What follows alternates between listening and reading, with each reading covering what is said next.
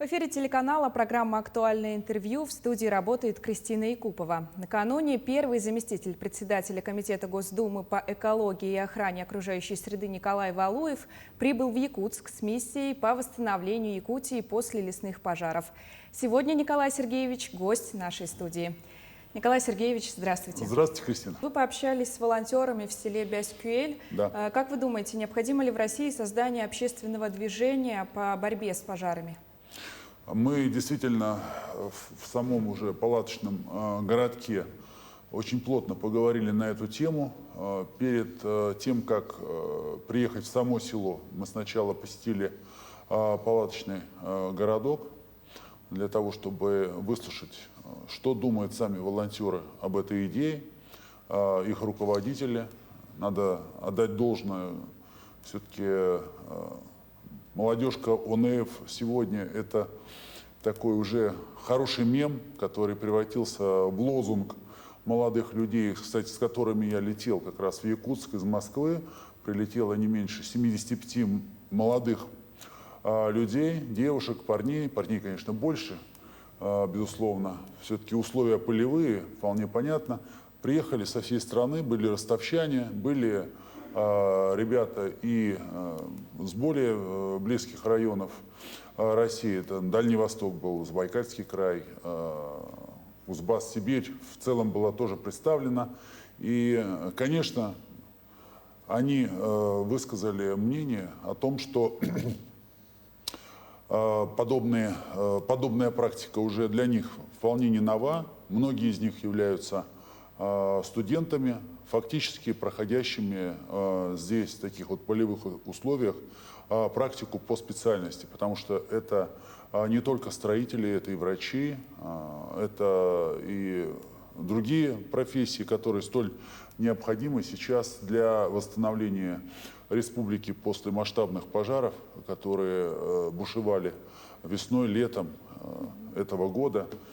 И, в принципе, все наработки, которые сейчас по обеспечению волонтеров такими, в принципе, полностью обеспеченными городками со средств того же Росрезерва, база которого находится практически в каждом регионе страны, для большей оперативности, большей скорости реагирования на подобные чрезвычайные ситуации. Я напомню, что у нас было, в общем-то, не только республиканская ЧС, у нас было межрегиональное, потому что зацепило и Иркутскую область. Естественно, эти режимы уже сняты, буквально все основные пожары потушены, но масштабы бедствия колоссальны. И горный район наиболее пострадал, потому что были, конечно, лесники. Мы разговаривали и помимо тех новаций, которые ждут волонтеры от государства, были, конечно, разговоры, и я думаю, что они и сегодня будут, потому что мы посетим особо охраняемую территорию Ленские столбы, будем с руководством об этом общаться. И Ленские столбы тоже горели, тоже приходилось фактически в полевых условиях людям работать. И эти мысли лягут сейчас в основу такой резолюции, которая, конечно, в принципе, будет обязательно, я уверен, принята к сведению. Это и предложение по организации противопожарной безопасности, увеличение штатного количества сотрудников лесоохраны. Это, конечно, прежде всего методы борьбы с пожарами, которыми как раз сегодня со мной вот хотят поделиться руководство Ленских столбов. И снова возвращаясь к молодежному крылу ОНФ, это прежде всего обеспечительные меры быстрого характера, которые могли бы государству помочь оперативно реагировать в масштабе чрезвычайной ситуации. Тут нельзя не сказать, что несмотря на масштабность пожаров, которые были в Якутии, все-таки мы говорили и о так называемых сельхозпалах, которые сегодня запрещены, если они производятся не санкционированно, естественно, и о многих других вещах, которые могут приводить к пожарам.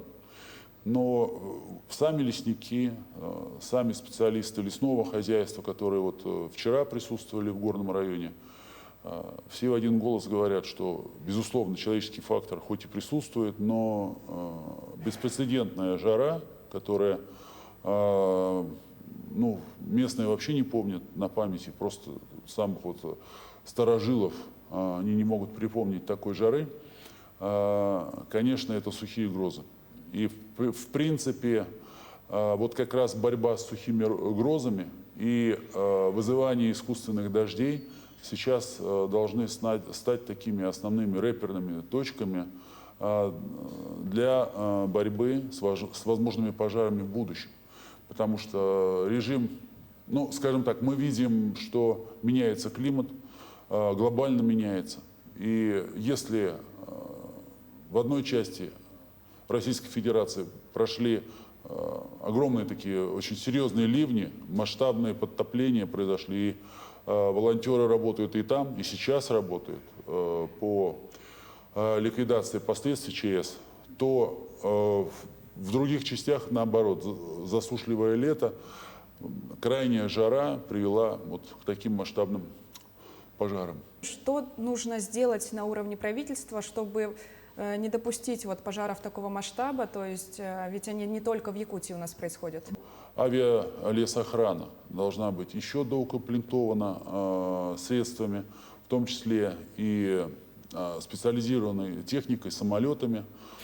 Там, где это возможно, должны быть улучшены взлетно-посадочные полосы для авиации, организованы, может быть, новые точки, откуда техника может разъезжаться в труднодоступные районы. В Якутии, конечно, это масштабное строительство лесных дорог, которых не хватает, потому что горели некоторые районы, куда можно было только долететь, люди высаживались фактически с вертолетов. Это очень усложняло тушение пожаров, это усложняло сам метод и скорость реакции специальных служб для того, чтобы успеть до распространения. Вот мы опять же возвращаемся к BSQL. К примеру, проблема организации муниципальными властями защитных полос, которые там не менее 300 метров, это, считайте, вырубки деревьев. Лесной кодекс сегодня фактически, ну не то чтобы запрещает, то есть он требует столь сложной процедуры оформления документов, что это затягивается на долгое время, и это вообще-то достаточно дорого. Муниципалитеты, зачастую не имея средств, формально подходят к этой мере защиты. И те поселки, которые находятся в примыкании к лесу, они могут первые пострадать в случае, если случится верховой пожар. А как раз верховой пожар, он самый страшный. Вот я, может быть, я, конечно, видел прошлые палы, горело в прошлом, позапрошлом годах, в других регионах. И Якутия тоже горела, вы знаете, просто столь масштабно не горела. Верховой пожар двигается очень быстро, остановить его может только такая очень серьезная, большая полоса, где не будет растений, не будет деревьев, это будет полностью убранная полоса, через которую огонь не перескочит. Вот буквально на ногах отстаивали поселок, и, конечно, часть поселка отстояли, основную, но при этом полностью дотла сгорело не меньше 30 домовладений. Это большая территория, которую мы тоже посетили вчера. Полностью подведен газ. Сейчас заново фактически будут организованы муниципальные дороги. Уже завезены стройматериалы, и дома уже вот буквально на глазах забиты сваи и строятся, чтобы все понимают прекрасно, туда очень большое количество техники стянуто, людей. Подрядные организации стараются выполнить задачу до заморозков, чтобы люди в эти абсолютно экологичные, быстро возводимые, но теплые и крепкие дома заехали со всеми удобствами до морозов. И в планах в октябре месяце уже сдать дома, чтобы люди могли спокойно продолжать жить в нормальных человеческих условиях. Причем помимо всех региональных, надо признать, и неплохих таких выплатах, все федеральные выплаты доводятся до каждой семьи. Малоимущим предоставлены дополнительные льготы, идет восстановление сельского хозяйства, потому что пострадали тоже постройки, в которых находились животные.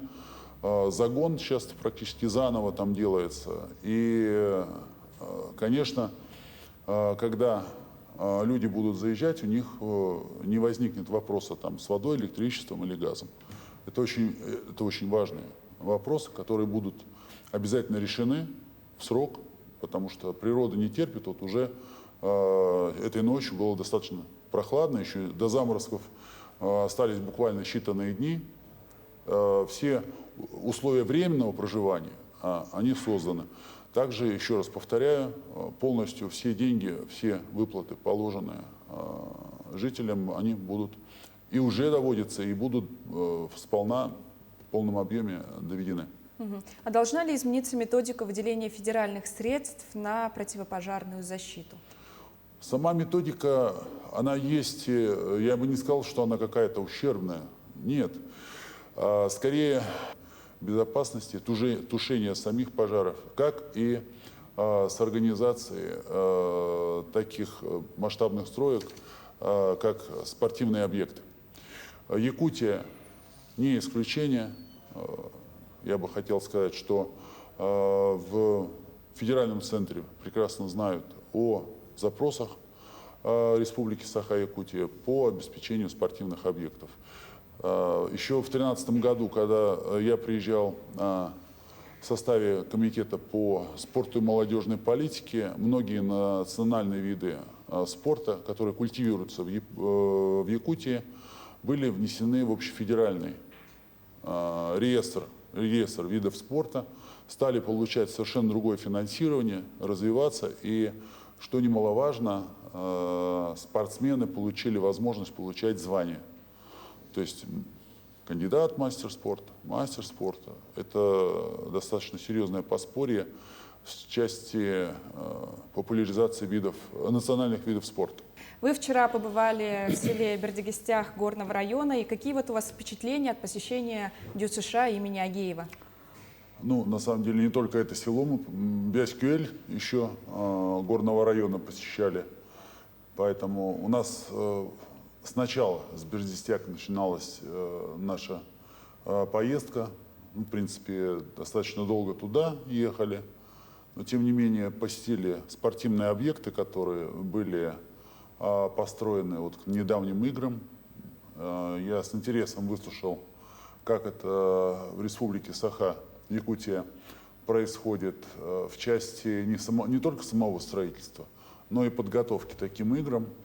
То есть районы, можно сказать, бьются за то право, чтобы провести соревнования, и Горный район принимал их. Вот в результате появилась замечательная школа, такой ФОК, в котором есть игровой зал, зал бокса.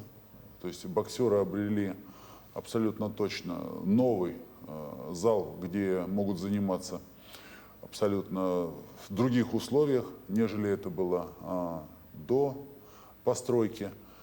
Посмотрели стадион, я выслушал мнение и планы по организации стрелковой школы. Было очень интересно, и в принципе с боксерами мы не могли не встретиться, это понятно. Все-таки я сам занимался немало лет этим видом спорта, поэтому нам было о чем поговорить, было какие напутствия дать молодым боксерам. Я рад, что традиции спорта и бокса в частности в Якутии свято хранят. Какие виды спорта поддерживает ваш благотворительный фонд? Это на самом деле не суть важно, какие, но если все-таки, конечно, это в большей степени бокс. Фонд не такой он большой, чтобы, ну, знаете, как распыляться силами. Все зависит, конечно, от собираемых средств, поэтому в большей степени фонд занимается поддержкой школ, те, которые были организованы, школ бокса Валуева, те, которые организовываются, или спортивных мероприятий. Но в основном это бокс. У нас немного футгольфа есть, мы помогали хоккею с мячом, футболу, ну, наверное, не очень много, но на уровне совершенно вот такого юношеского футбола. В каких регионах наиболее развит детский спорт? То есть, может быть, на какие-то регионы именно надо равняться? Нет, такого нет, чтобы был какой-то у кого-то перекос, у кого-то лучше, у кого-то хуже. Я не хочу никого обидеть. Здесь, в этом плане, организация таких мероприятий за последние, ну, за истекшие только 10 лет сильно подросла. Надо констатировать, что масштабное строительство спортивных объектов и также к самим видам спорта приковано внимание в регионах. Да, может быть, в большей или меньшей, но это, знаете как, каждый кулик свое болото хвалит. Вот можно сказать, что вы можете в равной степени услышать, будут два представителя разных регионов хвалить именно свой.